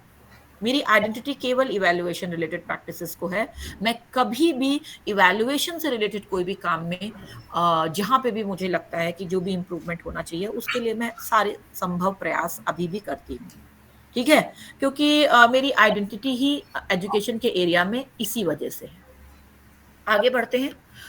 कॉग्निटिव डोमेन की अगर बात करें, हमने कहा था कि ब्लूम टैक्सोनॉमी है। ब्लूम टैक्सोनॉमी ये कहती है कि इंस्ट्रक्शनल ऑब्जेक्टिव्स हमारे 3 डोमेन के हैं। कल मैंने डिस्कस किया था आप लोगों से, अगर याद होगा। Cognitive domain, affective domain and psychomotor domain. हमें तीनों डोमेन की ट्रेनिंग भी करनी है पढ़ाते समय, और असेसमेंट के समय भी तीनों डोमेन को हमें क्या करना है? इन्वॉल्व करना है। तो कॉग्निटिव डोमेन है क्या? क्योंकि आप लोगों ने कहा था कि नहीं डिस्कस किया गया, इसलिए मैंने थोड़ा सा डिस्कशन कर लेना ठीक समझा। It is about the emphasis upon the knowledge using the mind and the intellectual abilities. इसके सब कंपोनेंट कल भी मैंने आपसे डिस्कस किए थे। Analysis, knowledge, comprehension, application, analysis, synthesis, evaluation, ये सारे सब कंपोनेंट हैं जो हमारे कॉग्निटिव डोमेन के अंदर आते हैं। और हमारी सबसे बड़ी प्रॉब्लम यही है कि हम टीचिंग लर्निंग प्रोसेस में भी सबसे ज्यादा इसी को डील करते हैं, और इन द एग्जामिनेशन सिस्टम भी हम केवल इसी को डील करते हैं, जिसकी वजह से प्रॉब्लम है। ठीक, आगे अफेक्टिव डोमेन। अफेक्टिव डोमेन के लिए कल भी बात करी थी। It is about the emotional learning, feeling. आप किसी का एक्सीडेंट हुआ है तो आप उसके लिए क्या रिस्पॉन्ड करते हैं? आप साइंस के स्टूडेंट हैं, बॉटनी के स्टूडेंट हैं, गार्डन में प्लांट है, आप उसके लिए क्या रिस्पॉन्ड करते हैं? सोसाइटी में कुछ भी गलत हो रहा है तो आपके अंदर कौन से एटीट्यूड्स हैं, क्या वैल्यूज हैं आपके, आपका एडजस्टमेंट सिस्टम क्या है? यही आपको इतना मजबूत बनाता है कि आप बड़ी से बड़ी मिस हैपनिंग को भी डील कर सकते हैं। अब मेरे साथ मैं पीसीएस नहीं क्वालिफाई कर पाई, बहुत अच्छी बात है, मैं तो बहुत खुश हूं कि अच्छा हुआ कि नहीं क्वालिफाई कर पाई। पीसीएस 2015 के क्वालिफाइड कैंडिडेट में किसी का नाम कोई नहीं जानता है, लेकिन मेरा नाम सब लोग जानते हैं। इलाहाबाद से अभी लगातार फोन आ रहे थे आने के लिए, जब वो मैटर चल रहा था, तो मैं इस समय, क्योंकि मेरी फैमिली रिस्पॉन्सिबिलिटीज हैं, तो मैंने बोला कि मेरा मन भी वहीं पे लगा हुआ है। मैं लगातार न्यूज वालों से टच में थी। मैंने कहा था this process is perfectly wrong, और आप हमेशा आयोग का साथ ना दे करके जो भी राइटअप लिखिएगा उसमें आप उन कॉम्पिटिटर जो एग्जाम पार्टिसिपेंट्स हैं उनका पक्ष रखिएगा, क्योंकि 2 दिन में अगर एग्जाम हो रहा है तो no doubt definitely it is a wrong process. तो उन्होंने कहा कि नहीं, हम बिल्कुल सपोर्ट में हैं, और वो मुझे न्यूज़ भी शेयर करते थे, व्हाट्सएप करते थे रेगुलरली कि हम ये लिख रहे हैं और हम ये लिख रहे हैं और हम उन्हीं के साथ में हैं। फिर लास्ट में आयोग झुका और उसने एक ही दिन एग्जाम करने का डिसीजन भी लिया था।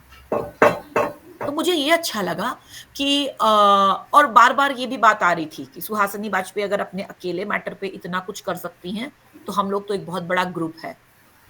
तो अच्छा लगा ना कि बच्चों में वो एबिलिटी डेवलप हुई एक छोटे से प्रयास से, कि वो उस संस्था के अगेंस्ट, अगर वो संस्था अलग काम कर रही है। और उनकी सबसे बड़ी प्रॉब्लम इस बार ये थी कि अगर आपको 2 शिफ्ट में कराना था तो आपने ये वाला डिसीजन अपने एडवर्टीजमेंट में भी तो बोलना चाहिए था ना। ये एक दिन में तो नहीं ले लिया जाता है ना डिसीजन कि आप ले लोगे। आपके एडवर्टीजमेंट में ये बात होनी चाहिए थी। तो उस लीगल पॉइंट ऑफ व्यू पे भी वो गलत थे, और प्रैक्टिकली तो वो एक गलत प्रोसेस थी ही। तो मुझे ये अच्छा लगा कि लोगों ने ये सीखा कि अगर कोई अकेले इतनी बड़ी लड़ाई लड़ सकता है, और हाँ, जो जॉब भी उसे नहीं करनी है, तो हमें उसके लिए क्या करना है, रिवोल्ट करना चाहिए अपने हक के लिए। और यही है आपका अफेक्टिव डोमेन की ट्रेनिंग, इमोशनल लर्निंग। और क्योंकि जो लेक्चर चल रहा है असेसमेंट का है, तो आप सबसे रिक्वेस्ट यही है कि आप अपने बच्चों को फेल होने पे सेलिब्रेट करना सिखाइए ना, फेल होने के कारणों को जानना सिखाइए ना। क्या कारण हो सकते हैं कि वो बच्चा फेल हुआ, और क्या डिफरेंट एबिलिटीज हैं जिनको कि हमें आइडेंटिफाई करने की जरूरत है, और उस एरिया में वो एक्सेल करेगा। नो डाउट वो मैथमेटिक्स में फेल हुआ, इट्स ओके, बट कुछ तो होगा ना उसके अंदर, क्योंकि कोई भी टैबुला रासा नहीं है। कल मैंने बताया था कि जॉन लॉक ने कहा था कि टैबुला रासा होता है और उसको हम जो चाहे बना दें। नहीं, कोई भी टैबुला रासा नहीं है, उसके अंदर कुछ ना कुछ तो है। आपको आइडेंटिफाई करने की जरूरत है। हमारे अंदर वो एबिलिटी नहीं है, हमारे सिस्टम में वो एबिलिटी नहीं है कि हम उसको आइडेंटिफाई कर पाए।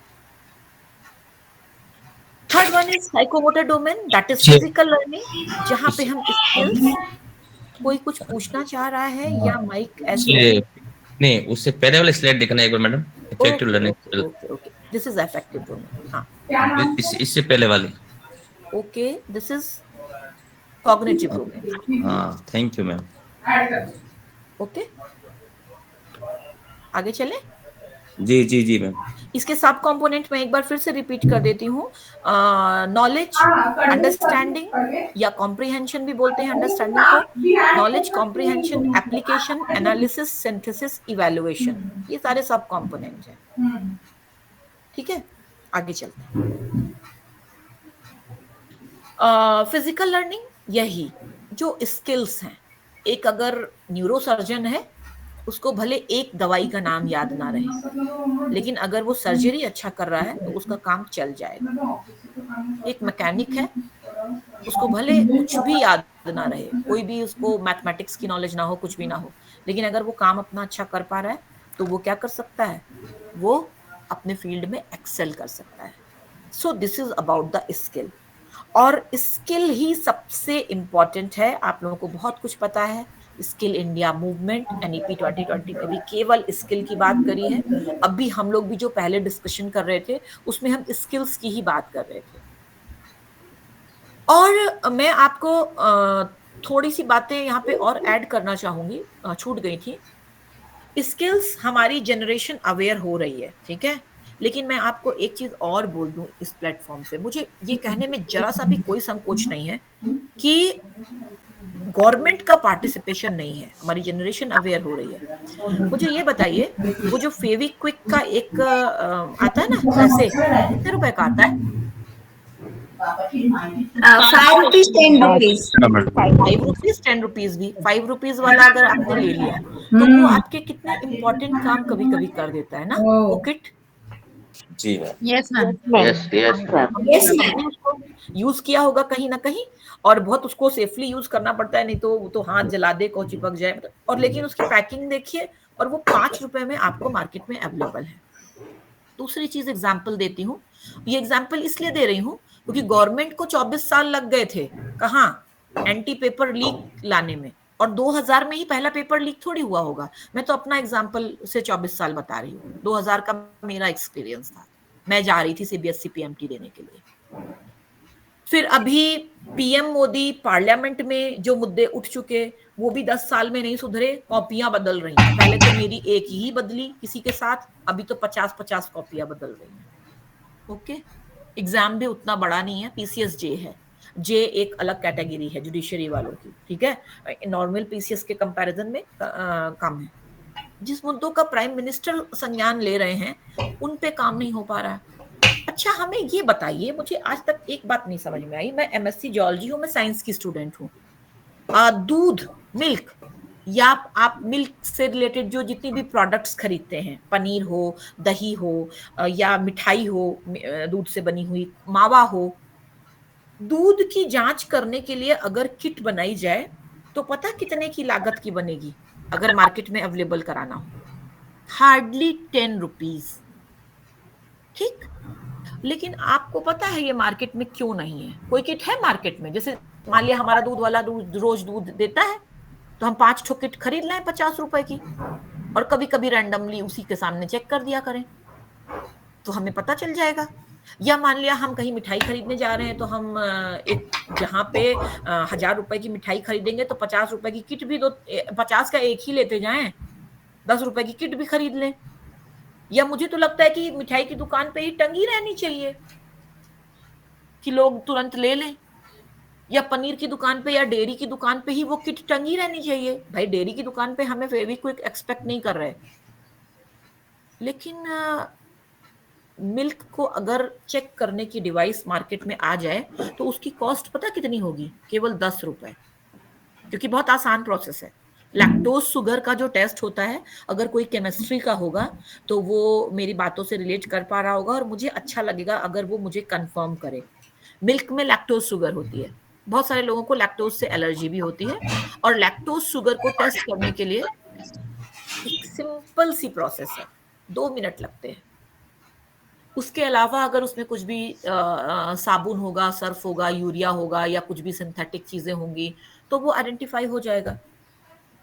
आपको पता है अवेलेबल है मार्केट में किट क्या लैक्टोज वाली? बोलते हैं वो फूड डिपार्टमेंट वाले चेक करते हैं, रैंडमली विजिट करते हैं, डेयरी में आते हैं और ये करते हैं, हमारी दुकान पे फला जगह आते हैं। फूड इंस्पेक्टर की एक पोस्ट होती है, स्टेट लेवल पे भी होती है, सेंट्रल लेवल पे भी होती है, उनका एक अलग से डिपार्टमेंट है। क्यों? अच्छा, हम अपने बच्चों को इस स्किल में क्यों नहीं मास्टर बना सकते कि वो दूध या मावा या मिठाई को खुद चेक कर ले? 10 रुपए की किट मार्केट में क्यों नहीं अवेलेबल करा सकते? Anybody is able to give the reason? Madam हर चीज में अडल्ट्रेशन है ना, अभी दूध में दूध हो गए, अदर्स जो भी मार्केट में हर चीज में मिलावट है ना अभी, अडल्ट्रेशन। हाँ, तो ये किट क्यों नहीं बन रही है? किट क्यों नहीं आ रही है? इसमें ऐसा क्या है? बिजनेस स्ट्रेटजी की वजह से बंद हो जाएगा मैडम। बिजनेस को प्रॉब्लम हो सकता है ना मैडम? किसके बिजनेस? हर एक चीज में जो भी आप सबसे पहली बात तो मैडम ऐसी सारी फील्ड्स के बारे में हमको जानकारी ऐसी सारी फील्ड्स के बारे में अभी तक लोगों के पास जानकारी नहीं है मैडम कि अपन अपने बच्चों को ऐसी भी फील्ड्स में भेज सकते हैं। ये यहाँ पे लोगों को जानकारी भी नहीं है मैडम। चलिए मैंने मान लिया, तो यही मैं कह रही हूँ, मेरे लेक्चर का पर्पस यही है कि आप बच्चों को फेल होने पे सेलिब्रेट होना सिखा दीजिए, आपका काम पूरा हो जाएगा एज ए पेरेंट्स। और जिस दिन उसने फेल होने पे सेलिब्रेट करना शुरू कर लिया ना, वो दिन होगा कि उसको कोई भी परिस्थिति डिगा नहीं सकती। मैं अपने टॉपिक पे आती हूँ कि वो किट क्यों नहीं अवेलेबल है। फेविक्विक तो अवेलेबल है, ठीक है, वो किट 10 रुपए में बन जाएगी, लेकिन वो इसलिए नहीं अवेलेबल है क्योंकि अगर वो किट आ गई तो होता क्या है, एग्जाम्पल बताती हूँ। हमारे यहाँ दीपावली में बहुत बड़ा फेस्टिवल होता है नॉर्थ इंडिया में, जिसमें हर घर में मिठाई जाएगी, एक दीपावली और एक रक्षाबंधन। इतना मतलब सोचो, हाँ एक डेटा है, अगर आप सर्च करो तो अपने इंडिया में जितने दूध का प्रोडक्शन नहीं है, और उससे ज्यादा पनीर बनता है, उससे ज्यादा दही बनता है, और उससे ज्यादा मिठाइयां बनती हैं, उससे ज्यादा घी बन जाता है मैडम। हाँ, उससे ज्यादा घी बन जाता है, डेटा है। तो हमें पता तो है कि हम क्या कर रहे हैं, मतलब मिलावटी खा रहे हैं। तो एक तो हम शौक से खा रहे हैं, अगर हम ना खाएं, मान लो हम दीपावली में नहीं खाएं। अच्छा, और मुझे एक चीज ये नहीं समझ में आती कि ऑल ऑफ सडन सबको एक ही दिन पनीर बनाना है तो अवेलेबल भी हो जाता है, तो क्या हम गाय या उसके भैंस के या जो भी एनिमल है उसके कान में कहने जाते हैं क्या कि कल दीपावली है, या अभी इस हफ्ते पूरा थोड़ा ज्यादा दूध देना, मिठाई उठाई बननी है, ज्यादा जरूरत है, और क्या कहते हैं, या हम उसको ये बोलते हैं कि बाकी समय हम वो दूध बहा देते हैं क्या? कभी ये भी देखा है क्या कि दूध को नदियों में बहाना पड़ता हो या नालियों में बहाना पड़ता हो क्योंकि इतना एक्सेस रहता है? वो भी नहीं देखा। और जब उसका डबल रिक्वायरमेंट होती है तो हमारे पास आ भी जाता है। किट अवेलेबल इसलिए नहीं है क्योंकि जो फूड इंस्पेक्टर वाला जो डिपार्टमेंट है, जिनका ये काम है, ये गवर्नमेंट का सेक्शन है, वो लोग क्या करते हैं, मेरे गांव में, मतलब basically my home town is Raebareli, constituency area of Rahul Gandhi, ठीक है, Gandhi family, Amethi and Raebareli are the adjacent place, and I am from the Raebareli. तो मेरा गांव है वहां पे, तो उस गांव की, I am not talking about the Raebareli city because it is a district headquarter, एक गांव की बात बता रही हूँ जो बहुत मिठाई में पॉपुलर है, और उसके यहाँ से मिठाई हमेशा हम लोग अभी भी जाते हैं तो उसके पेड़े बहुत फेमस हैं, हम लोग अभी भी मंगाते हैं कभी भी, ठीक है। वो गांव का एक दुकानदार फूड इंस्पेक्टर को 5 लाख रुपए दिया है दीपावली पे, पिछली दीपावली पे। काहे का कि ठीक है आप मत आइएगा इधर। क्यों? क्योंकि इतना ज्यादा वो आर्टिफिशियल मावा और वो सब बन रहा है, और उसका काम केवल कितना है, वो डेकोरेट नहीं कर रहा है मिठाइयों को, वो बस खाली जैसे छेना रॉ बना के बड़े बड़े कंटेनर ट्रक जो हैं वो पैक हो रहे हैं, और जो एडजेसेंट मेट्रो सिटीज हैं जैसे लखनऊ हो गया, कानपुर हो गया, रायबरेली हो गया, उसमें वो ट्रांसपोर्टेशन के थ्रू पहुंच रहा है। और वो पर्टिकुलर जो शॉप वाले हैं जो बहुत डेकोरेटेड हैं, वो क्या कर रहे हैं, वो खाली उसका डेकोरेशन वगैरह कर रहे हैं। इमेजिन कि ये एक दुकान वाले की बात बता रही हूँ जिसने 5 लाख रुपए दिए हैं किसको, फूड इंस्पेक्टर को, कि इधर आना नहीं। तो उसने कितना कमाया होगा, और ये कितना बड़ा बिजनेस है। और उस फूड इंस्पेक्टर ने कितनी दुकानों में जाकर के वो 5-5 लाख रुपए इकट्ठे किए होंगे। और ये एक पर्टिकुलर एरिया की बात है, इसको थोड़ा सा एक्सपैंड करिए पूरी स्टेट पे, और इसको थोड़ा सा एक्सपैंड करिए नेशनल लेवल पे। क्योंकि दीपावली में मैंने भी देखा है, महाराष्ट्र में भी मैं 10 साल से महाराष्ट्र में हूँ, सेम कल्चर है, मिठाई यहाँ पे भी खरीदी जाती है, गिफ्ट्स यहाँ पे भी खरीदे जाते हैं। हाँ, वो बताएंगे कैडबरी पॉइजनस है, ये पॉइजनस है, लेकिन क्या कहते हैं, कभी भी ये नहीं कहेंगे कि इसको आपको चेक करने की किट अवेलेबल है, जबकि वो किट 10 रुपए में आ सकती है। क्यों नहीं कहेंगे? क्योंकि फिर वो जो पूरा डिपार्टमेंट है ना फूड इंस्पेक्टर वाला, और हाँ, वो फूड इंस्पेक्टर 5 लाख लेके केवल अपने पास नहीं रख लेगा, उसका एक चैनल है, उसको उस चैनल के थ्रू भेजना पड़ेगा आगे भी तक। क्लियर? और ये है कंडीशन, इस वजह से वो किट आपके मार्केट में नहीं है, क्योंकि नहीं तो आप रैंडमली चेक कर लोगे, और जो गवर्नमेंट का काम है वो क्या होगा, नहीं हो पाएगा।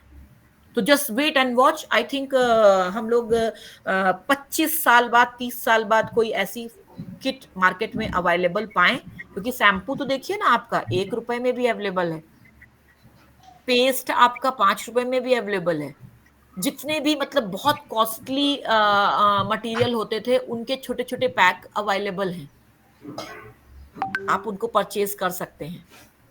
लेकिन जो बहुत बेसिक चीज है वो नहीं अवेलेबल है। क्यों? क्योंकि आप उसको चेक ना कर सके। यही है हमारी टीचिंग लर्निंग प्रोसेस, कि हम जो समझाएं दिमाग में अच्छे से लोड कर लो, और एग्जाम में जब हम पूछें तो एज इट इज अगर बताओगे तो बहुत अच्छे स्टूडेंट होगे, और अगर डेविएट करोगे तो क्या होगे, और मिल जाएंगे, फेल हो जाओगे। और फेल हो गए तो सोसाइटी में तो समझ लीजिए सबसे बड़ी दिक्कत तो फेल ही होने की है। और मुद्दा यही है कि अगर हम फेल होने को सेलिब्रेट करना शुरू कर दें तो हर एक चाहेगा कि हमारा बच्चा फेल हो। स्टोरीज बहुत हैं, बस हमें उनको सरफेस पे लाने की जरूरत है। अगर इवैल्यूएशन की अगर बात करें तो हम 3 तरीके की इवैल्यूएशन की बात करेंगे, फॉर्मेटिव इवैल्यूएशन, समेटिव इवैल्यूएशन और डायग्नोस्टिक इवैल्यूएशन। फॉर्मेटिव और समेटिव पे मैंने पहले ही बात कर ली है, FA1, FA2, SA1, SA2, ठीक है, आपने समझ लिया। फॉर्मेटिव मतलब डेवलपमेंट प्रोसेस के साथ साथ, summative at the end of the session. Third one is important kind of evaluation. It is called as diagnostic evaluation. Anybody from the participants, are you able to understand this very aspect of evaluation? और anybody आप में से कोई use कर रहा है क्या इसको? थोड़ा सा बताइए। यस मैडम, ये दोनों FA1, FA2, FA3, 4, SA1, SA2 ये इसको लेवल पर ये है। हाँ, और हमारे यहाँ पे भी सेमेस्टर सिस्टम है, हायर एजुकेशन में भी, आपके यहाँ पे भी होगा ही।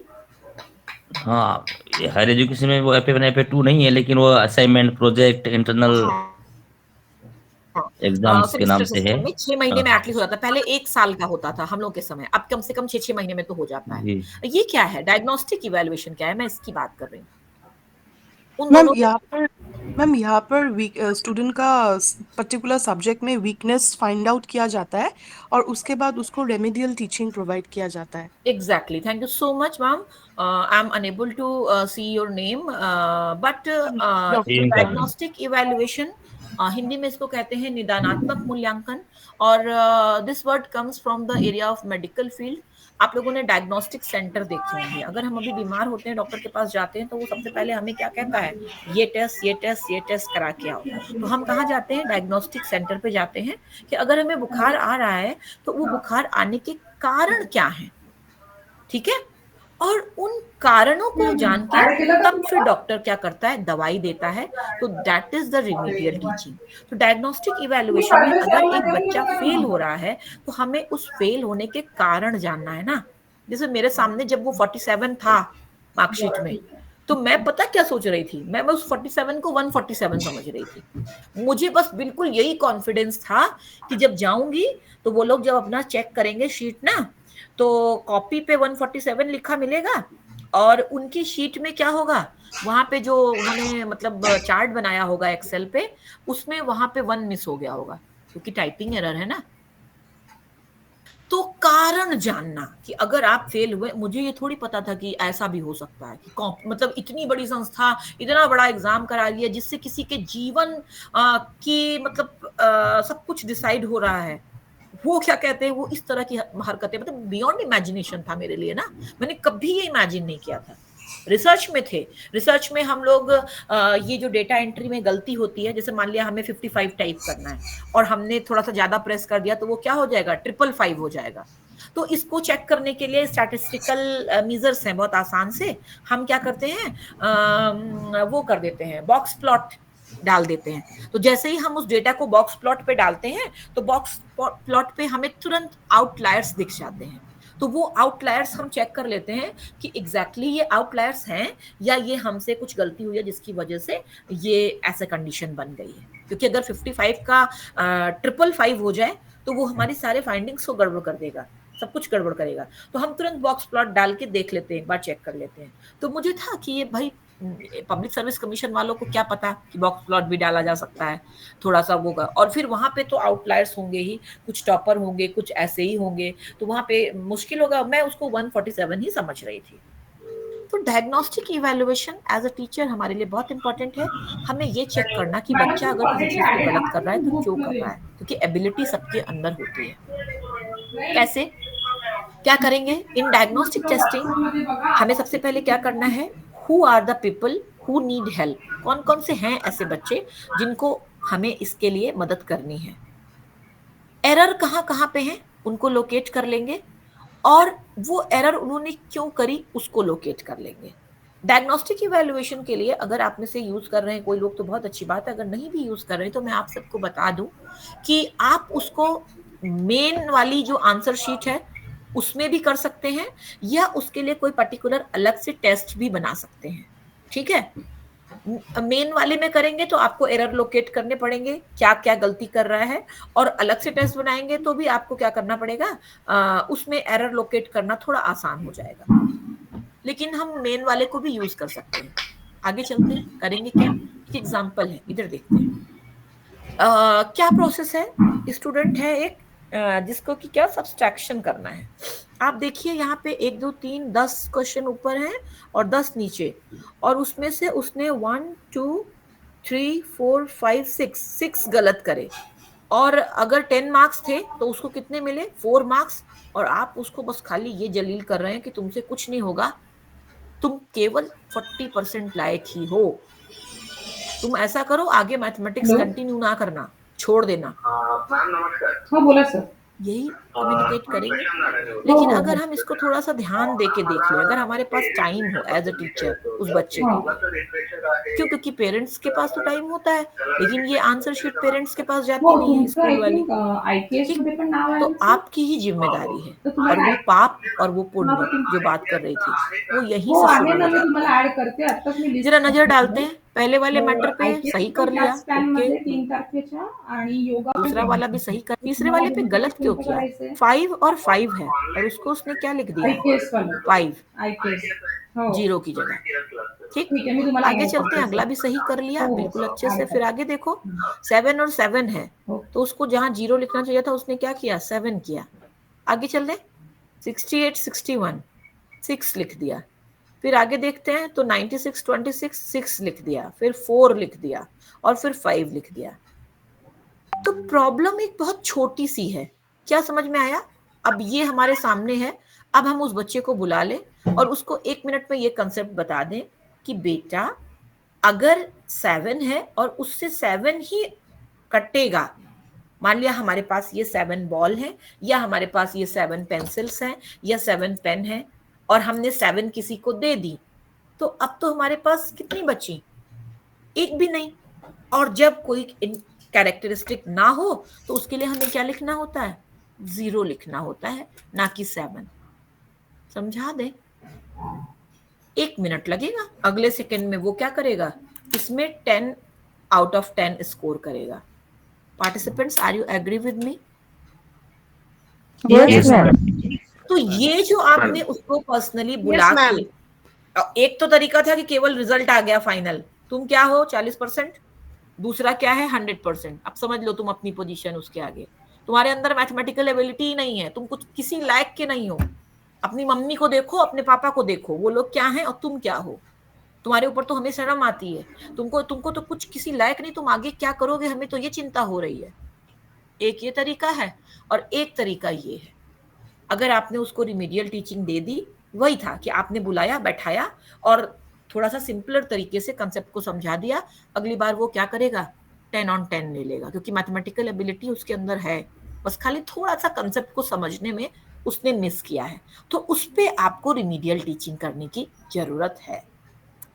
आगे चलते हैं, देख लीजिए फिर से एक बार, लगभग वैसा ही केस है, थोड़ा सा बस केवल बड़ा एग्जाम्पल है। क्या है, 370 to 10, यहाँ पे थोड़ा जीरो वाली प्रॉब्लम देखिए, 4th वाले में 870 353। अब उसको ये नहीं पता है कि इसको कैसे डील करना है। ओके, हो सकता है उसने वो क्लास ना अटेंड करी हो जब आपने पढ़ाया हो, या आपने जिस तरह से पढ़ाया हो तो उसको समझ में ना आया हो उस तरह से। मैंने बोला ना कि एज अ टीचर फीडबैक हमारे लिए भी ज्यादा जरूरी है।